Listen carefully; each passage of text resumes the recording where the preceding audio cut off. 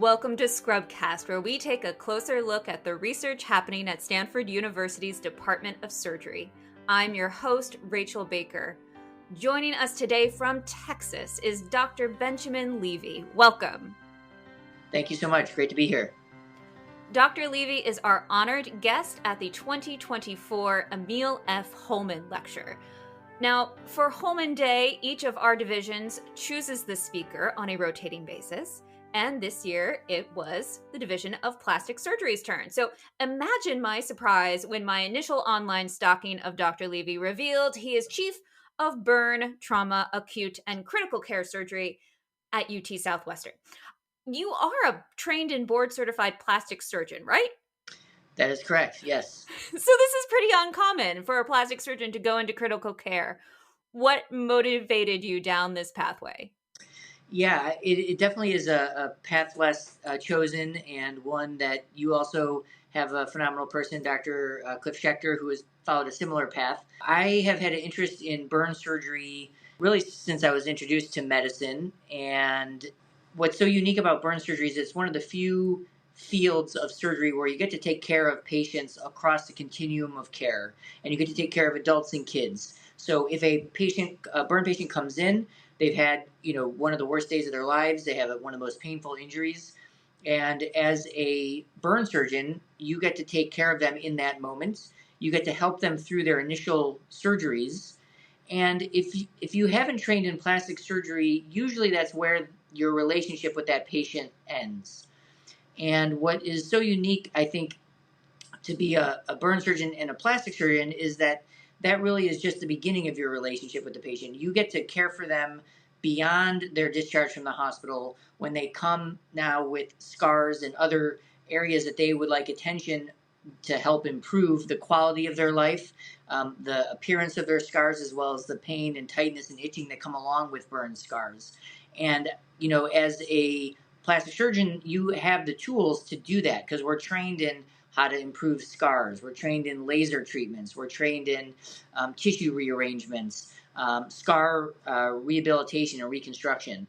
So for me, it really is the opportunity to be able to take care of a patient and all their care from their initial injury, critical care, and then their reconstructive care years down the road. So that really, for me, is what is so inspiring. And I was the beneficiary of a burn surgeon who I felt really offered that continual care as the kind of fourth aspect of this is the research side, right? And what I say is so unique is that as burn and plastic surgeons, we can ask research questions that other people won't be able to do.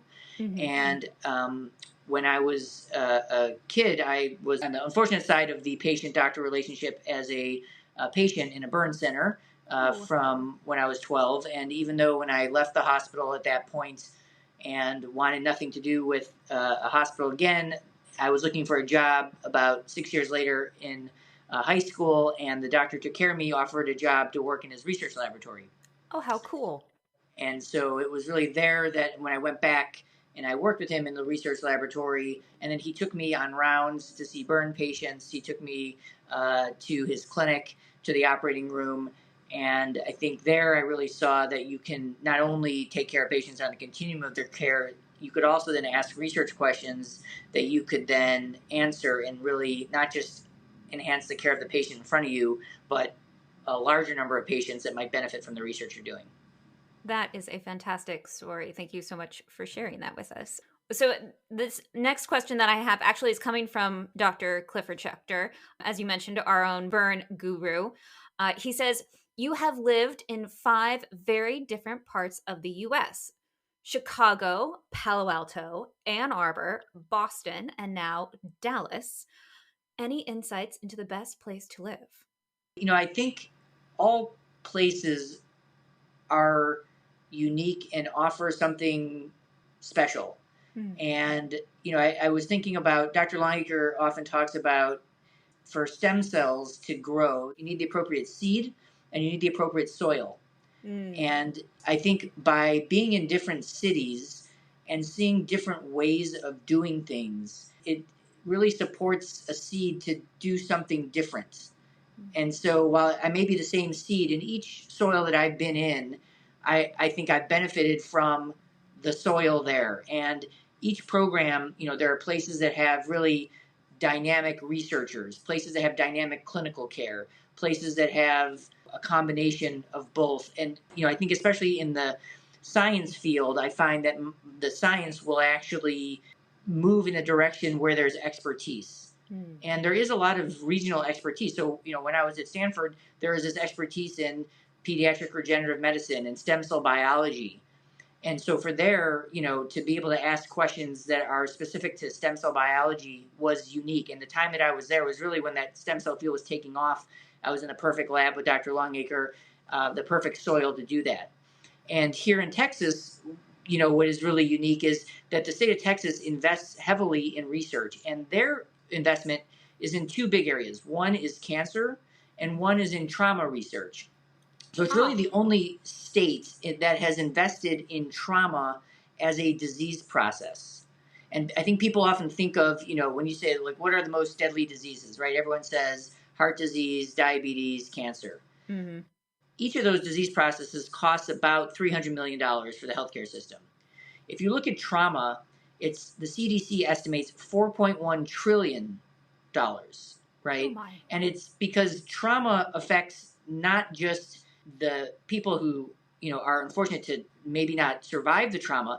It often affects young people, and they're living with the effects of that trauma for the rest of their life. That affects, how many years of occupation if it's a 30-year-old patient, right? Mm-hmm. For me, if I think of where our research has gone and how the support of the soil around it, I would say those were, how the soil at Stanford helped, the soil here in Texas. At University of Michigan, it is such an incredible place for junior faculty that there are so many, the research footprint and the number of people there. And their, biomedical engineering is huge. So we were able to do some research in biomedical engineering that I thought was really, unique to there. And in Boston, I will say that the burn program there has a real rich history, and they also are attached to a Shriners Hospital. And so to have the opportunity to work both at a institution that is a center of excellence for burn care, and then across the street is one for pediatric burn care, that was a unique opportunity. And there, I was actually going, the Harvard Dental School had a unique program in bone research. And so I would go across town oftentimes after my shifts to work in their research labs. And, Chicago is my hometown, certainly has a special place for me in my heart. And there, the place where I started in the research lab and as a patient at Loyola's Burn Center has always been a center of excellence for burn care and research. And they were really one of the first institutes. It was called the Burn and Shock Trauma Research Institute. It was one of the first institutes that really was focused on this idea of burn and trauma as its own disease entity that I think we've been able to, really build on over the years. Well, I feel like that was a very politically correct answer. The correct answer, of course, is West Coast, best coast. Well, my wife is from there, and she would agree to that. So, well, so let's dive into some of this research that you've been talking about. Heterotopic ossification, 10 syllables, so we're going to shorten that down to HO. I pulled this definition from your 2022 article in Science Advances. A disorder characterized by aberrant mesenchymal lineage cell differentiation. Okay. What can you break this down for a person who did not take Latin? Well, I will say that you're one of the first people who's pronounced all these words correct on the first try, so outstanding. Including people who have MD and PhD in their names. Basically, the way that I think about it is basically bone forming where it's not supposed to.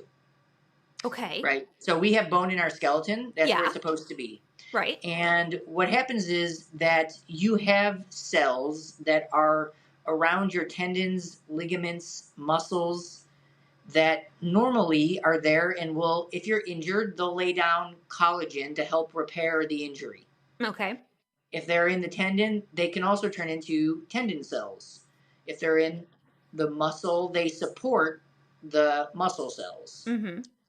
Now, if you have a big injury, so let's say you're in a car crash and you have a head injury and you're a hip fracture, Okay. or let's say there was a fortunate for soldiers an IED explosion, so big amount of Mm. energy, or a burn patient that has a burn greater than 30% of their body.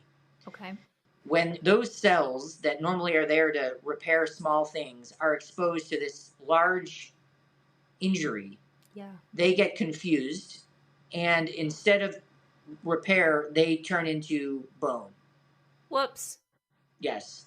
And when you have bone outside of the skeleton, it is problematic, often because the bone forms around nerves, and so Oh, that hurts. yeah. Ow. And we've done a lot of work on understanding how nerves play a role in that. And it will form in joints, and so patients are unable to move. The most common joints affected are the elbow and the hip. Mm-hmm. In burn patients, it's usually the elbow. And then hip is very common because there's so many hip replacements done every year. Right, yeah. The amount of energy it takes to break your hip is high, so usually you have a high energy injury. And so when you end up with bone in those joints, it really restricts patients. They can't move their joints. It hurts. And then the surgeries that we do are big invasive surgeries. Yeah. And even in the best of hands, we never are able to really restore patients back to what they were before the injury. And so, really, what we're trying to understand is because this process starts pretty early after an injury, but we don't see the bone by x ray or whatever imaging until about at earliest 4 to 6 weeks. Oh, okay. Interesting. And so, what we really want to do is we want to figure out who is going to go on to develop this process early. So, we work on Mm-hmm. early diagnostic strategies, and then we want to prevent it from occurring. And so, a lot of our studies are how to prevent that process from occurring. And so, it afflicts a large number of patients across a wide array of specialties. So, I mentioned the burn, the hip fractures, the hip replacements. It's also seen in patients with spinal cord injuries. It's seen in patients with traumatic brain injuries. So it does really impact a large number of patients, both in the civilian population, and then it was one of the most common problems that they were seeing after recent conflicts in Iraq and Afghanistan. Got it. Well, so here I was thinking you were a burn guy. Now we're talking about bones. How did this happen? Yeah, well, so my interest was in burns, and then I wanted to come work with Dr. Longacre at Stanford, Mm-hmm. and the research that he was doing was in bone.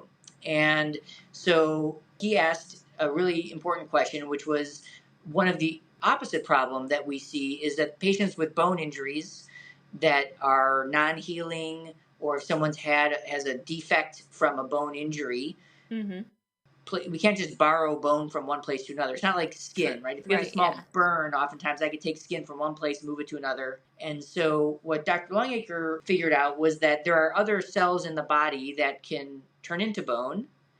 And so at the time that I was in the lab, we were studying, as it turns out, there are cells in your fat tissues that can turn into Turn into bone. And so, bones?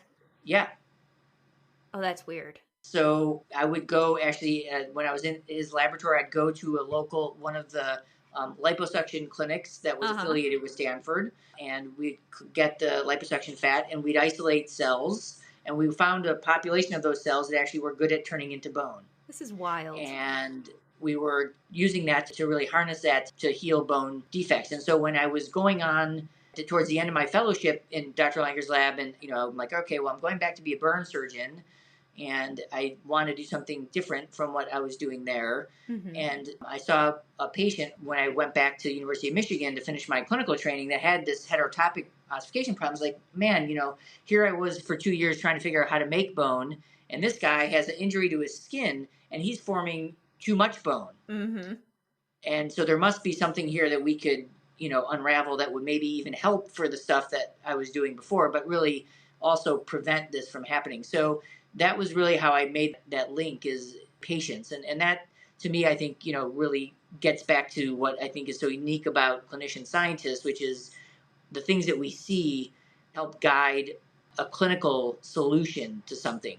Mm-hmm. And, we often talk about that, as clinicians, we can really solve problems. It's not just about pathways. In basic science, there is a lot of stuff about pathways, and they are important. It's so important, though, you also can apply that to a clinical problem that can have an impact on a patient.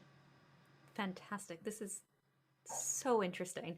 But unfortunately, we are about at that time in our episode where we ask each of our guests the same two questions. And the first one is, who is a surgeon you admire and why? I've felt lucky to have so many incredible surgeons across my career, and I think the two that have the most impact on my day-to-day as a surgeon and scientist would be Dr. Emile, who was the burn surgeon who took care of me as a patient, allowed me to work in his laboratory, and really had been a lifelong mentor, and Dr. Longacre, who has shown really the world that plastic surgeons can do really high-level science.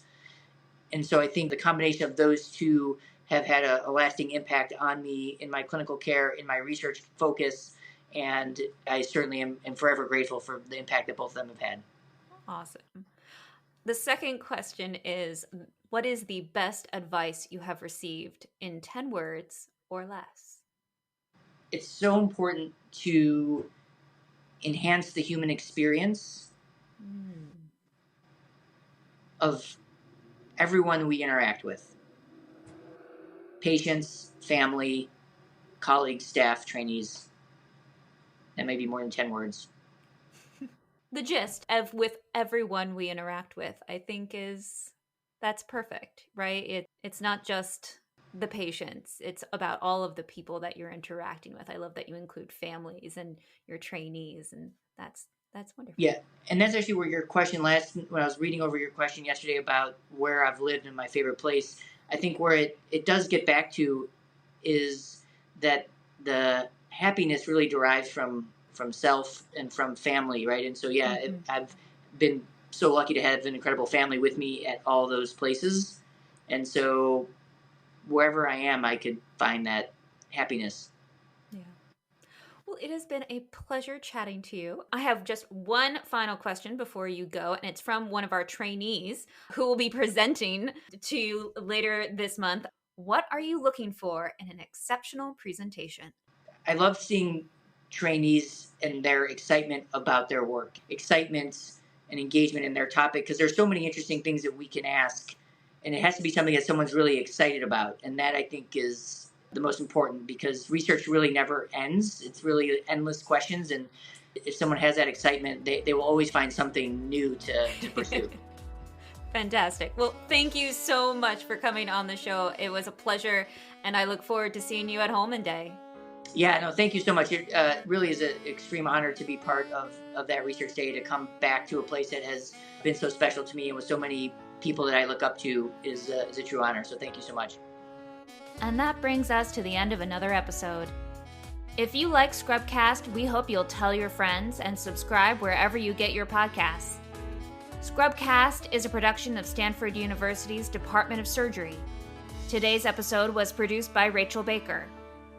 The music is by Midnight Rounds, and our chair is Dr. Mary Hahn.